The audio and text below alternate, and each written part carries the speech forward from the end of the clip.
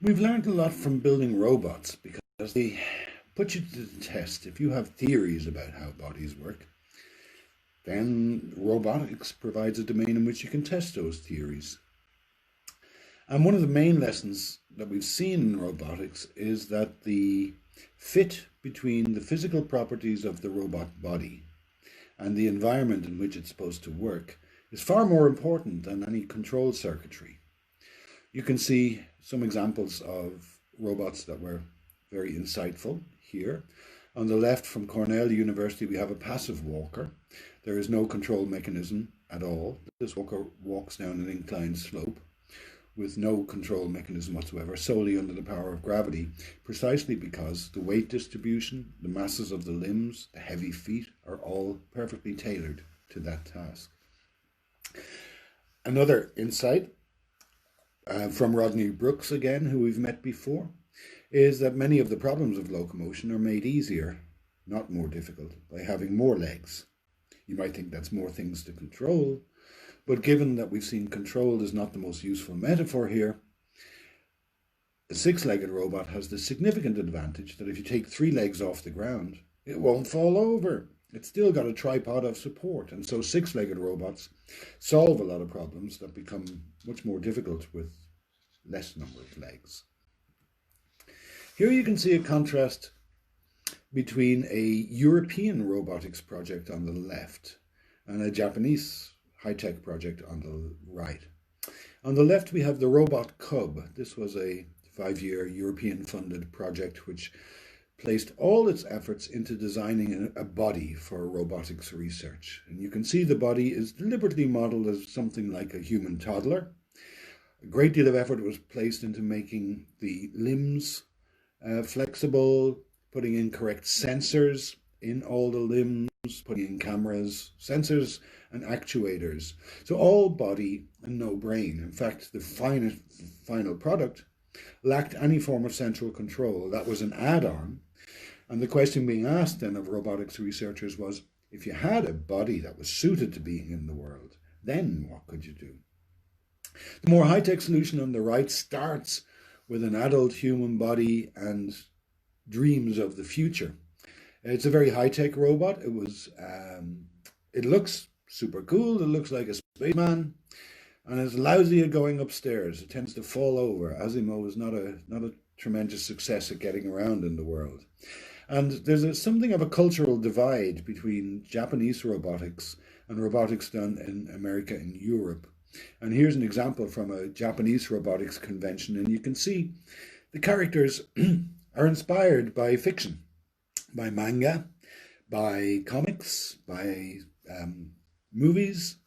There's a princess there, and robotics in Japan has tended to work towards this ideal of having a companion or something that looks familiar to you. They tend not to move very well, a bit like Daleks in the original Doctor Who series. By contrast, here's one of the filthy products of American robotics research, Big Dog. You've probably seen videos from the firm that makes this, Boston Dynamics. You can see it's ugly as sin and really noisy, but it's very good at getting around. It can handle very difficult terrain. And I'm just going to skip ahead and show you some important pieces. Here it is, struggling on ice, still managing to coordinate despite the difficult terrain. Let's look at it in slow-mo. Notice the responses of each leg are tailored to the stability of the overall thing. The legs are not independent of one another. This has been around for a while now. This is 10 years old, and it's vastly impressive research. Here's a more recent one from 2019, so you can see where this research has gone. And this is Atlas, a humanoid robot.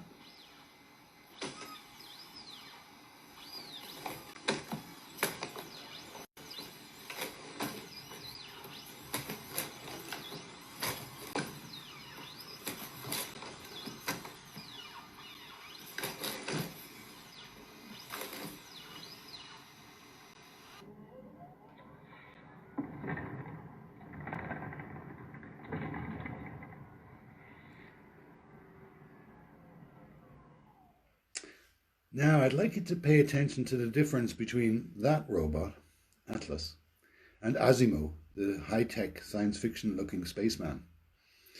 Asimov was lousy at getting around. This robot has been developed from that big dog technology, that filthy, ugly, noisy technology, but that generates engineered machines that are very, very good because they have bodies that are suited to getting around in the world.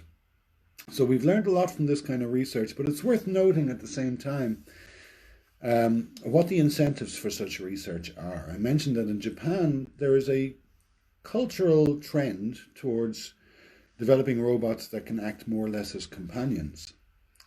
The unfortunate cultural trend in the American sphere that led to these robots is the design of weapons. These were originally all military products. Boston Dynamics research, its early research, was exclusively for the military and was all highly classified. Even the first version of a humanoid robot, the precursor to Atlas that you saw there, was developed for testing chemical warfare suits. I'd like you to think about that. I'd like you, whenever you look at research, also to think about what the motivating factors are. So a lot of the insights from this research still have not been made public. Google bought Boston Dynamics in 2013, and it looked like maybe they're going to open source all this and we'll all learn from the commercial expertise of this company. But no, they sold it on the same year to a Japanese bank. So this is a kind of an odd branch of a combination of military goals, great deal of funding, technology, which is not necessarily the same thing as science, resulting in these rather peculiar products. What do you think?